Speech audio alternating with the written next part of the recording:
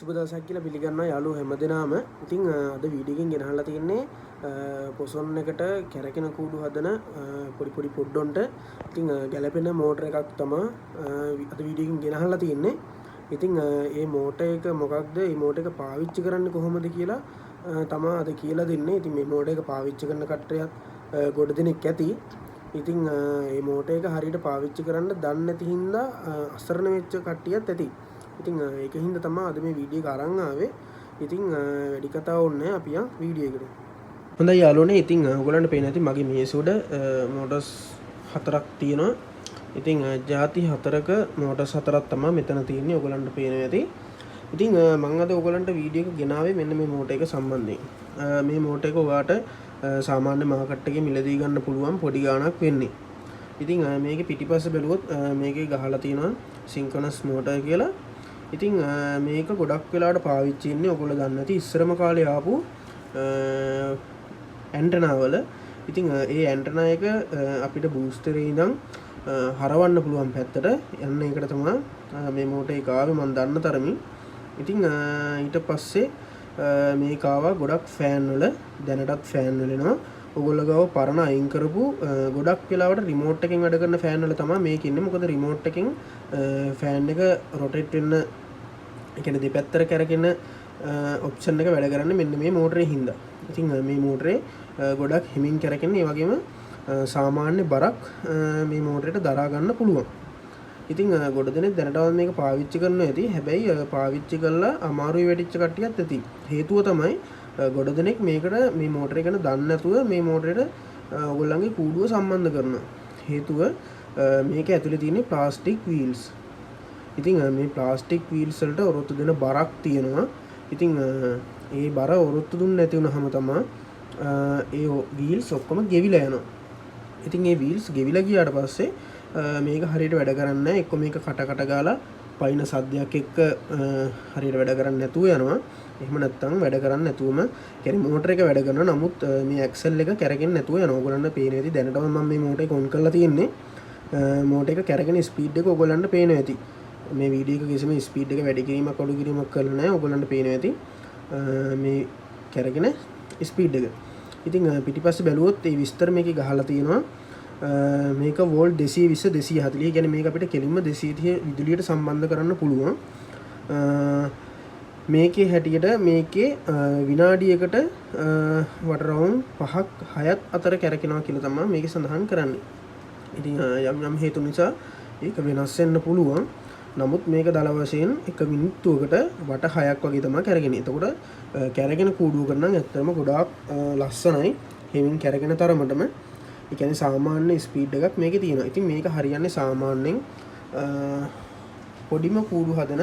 ඉතින් ඒ වගේ ඒවා ගොඩක් හදන්න ආස පොඩි කට්ටිය. ඉතින් පොඩි කට්ටියට ගැලපෙන මෝටර එකක් තමයි මෙන්න මේක පොඩි පොඩි කූඩු වල. ඉතින් ගොඩ දෙනෙක් පොඩි පොඩි කූඩු හදනකොට මෙන්න මේ වගේ මෝටර්ස් හොයා ගන්නවා. ඒක කරකවන්න දාන්න. නමුත් මේකේ ස්පීඩ් එක ගොඩක් වැඩි. ඒ වගේම ගොඩක් බර අල්ලන්නේ නැහැ. බර දැම්මොත් මේ මෝටර එක නවතිනවා. ඒ වගේම මේකේ ස්පීඩ් එක අඩු කරන්න නම් මෙයාට එක්ක කන්වර්ටර් එකක් දාලා සප්ලයි අඩු කරලා යවන්න ඕන. එහෙම නැත්නම් වෙන මොකක් හරි ක්‍රමයකින් ස්පීඩ් එක අඩු කරන්න ඕන. නමුත් ස්පීඩ් එක අඩු කරාට මේකේ බර අල්ලන්නේ නැහැ. මොකද මේකේ ඩිරෙක්ට් මෝටර් එකට සම්බන්ධ වෙන හින්දා. ඒ කියන්නේ කොයිල් එකත් එක්කම තියෙන හින්දා. නමුත් මේකේ ගියර් වීල් සෙට් එකක් හරහා තමයි මෙයාගේ ස්පීඩ් එක අඩු කරලා එන්නේ. එන්නේ ඒක නිසා තමයි මෙයාට බර අල්ලන්න පුළුවන්. ඉතින් ඔගොල්ලෝ මේකට සාමාන්‍යයෙන් දාන කූඩුව කිලෝ එකකට දෙකකට නොවැඩි කූඩුවක් දාන්න බලාපොරොත්තු වෙන්න. ඊට වඩා ලොකු කූඩු වලට නම් මේක යෝග්‍ය වෙන්නේ නැහැ. සාමාන්‍යයෙන් ඔයාලට මම දල වශයෙන් අදහස දුන්නොත් මේක එන්නේ ෆෑන් මෝටරේ එහෙමෙහි අරන් යන්න. ඉතින් ඒ කියන්නේ ෆෑන් මෝටරේ දෙපැත්තට කරකවන්න තමයි මේ මෝටර එක එන්නේ. එතකොට ඔයාලට සාමාන්‍යයෙන් දල වශයෙන් ඒ වගේ මෝටර් දෙකක බරක් වගේ මේකට දාන්න පුළුවන්. කිසිම ප්‍රශ්නයක් නැතුව.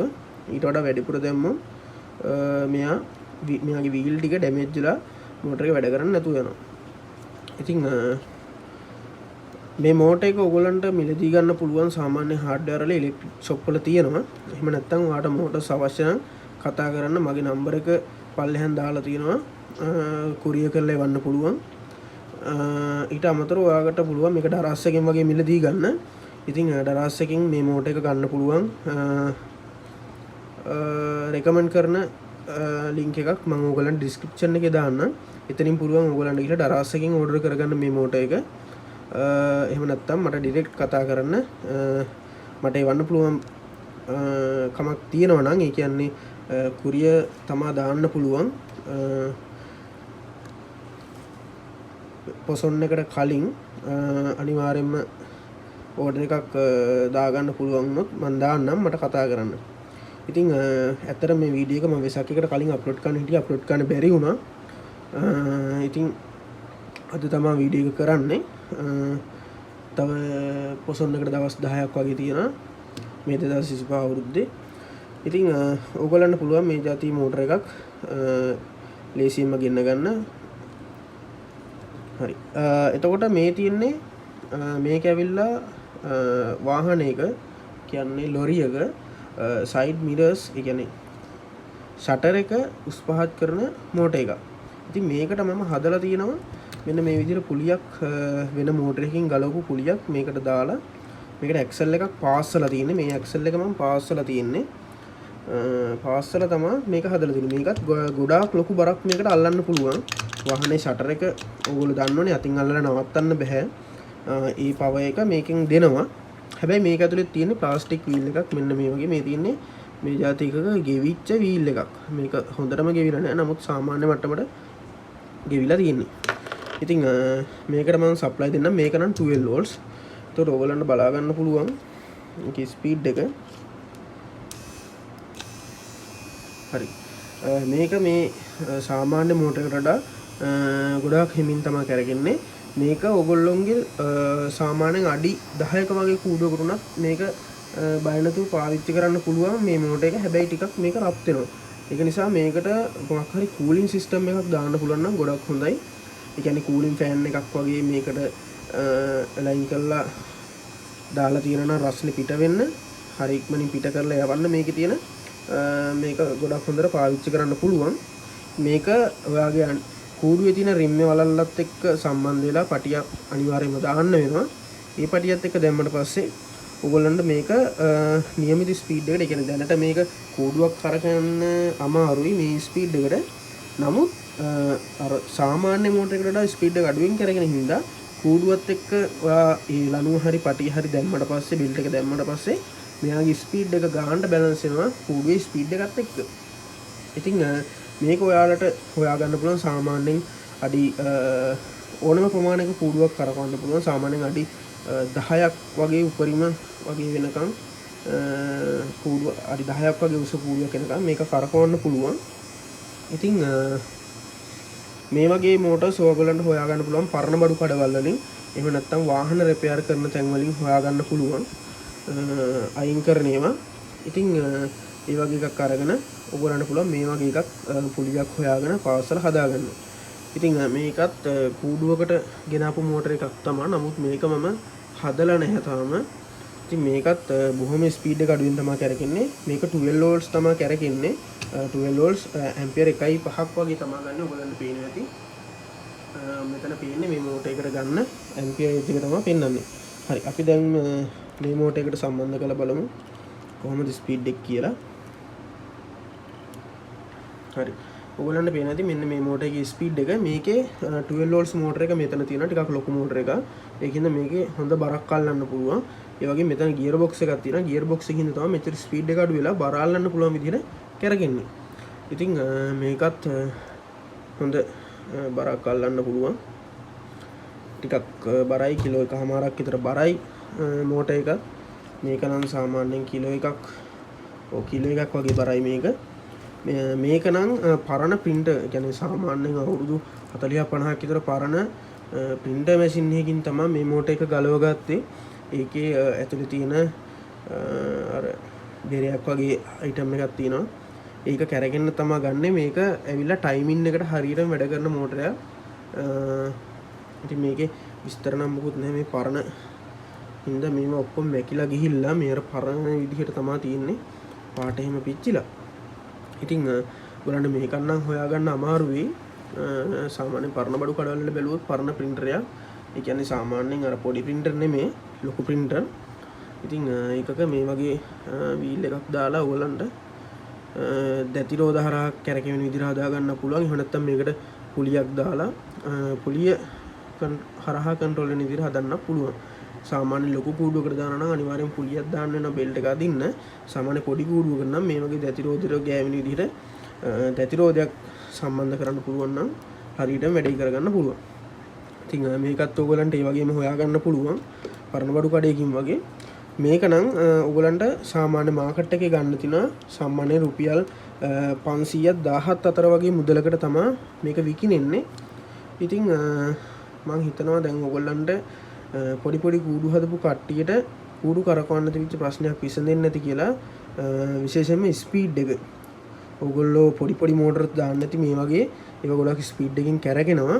ඉතින් ස්පීඩ් එකෙන් කැරගෙනකට විසඳුමක් විදිය මේක භාවිත කරන්න පුළුවන්. ඔයගොල්ලන්ගේ ප්‍රශ්නේ විසඳෙන්න. ඉතින් මේක ඔයගොල්ලෝ සෙට් කරනකොට ඔයගොල්ලන්ට පුළුවන් පුලියක් මේකේ කට්ටයක් තියෙනවා D කට් කියලා කියන්නේ. ඒ අදාළව ඔයගොල්ලන්ට පුළුවන් පුලිය මෙන්න මේ විදිහට සෙට් කරනකොට පුලිය මැද්දේ මෙන්න එහෙම D කට් එකක් විදිහට කැපුවට පස්සේ ඔයගොල්ලෝ මෙන්න මේ විදිහට D කට් එකක් වගේ පුලිය මැද්දේ කපනවා. මේක තමයි පුලිය. ඊට පස්සේ මේක ගන්න මේකට බැස්සුවට පස්සේ ලොක් කරන්න අනම්මනම් කිසිම දෙයක් ඕනේ නැහැ. ඔයාලට අවශ්‍ය නම් මෙන්න මේ හරහා මේ හෝල් එක හරහා යණයක් යවලා ඒක රඳවා තබා ගන්න පුළුවන්. අවශ්‍ය වෙන්නේ නැහැ. D කට් එක නිසා මෙයා ගැලවෙන්නේ නැතුව රැඳිලා හිටිනවා. ඉතින් සාමාන්‍යයෙන් පොඩි පුලියක් මේකට D වලින් කපා ගන්න පුළුවන් අපිට අතින් උනත්. එහෙම නැත්නම් වඩු බඩුවකට වගේ ගියහම ඔයාලා ලේසියෙන්ම කපා ගන්න පුළුවන්. සමහර වෙලාවට මුදලක් ගන්නෙත් නැති වෙයි.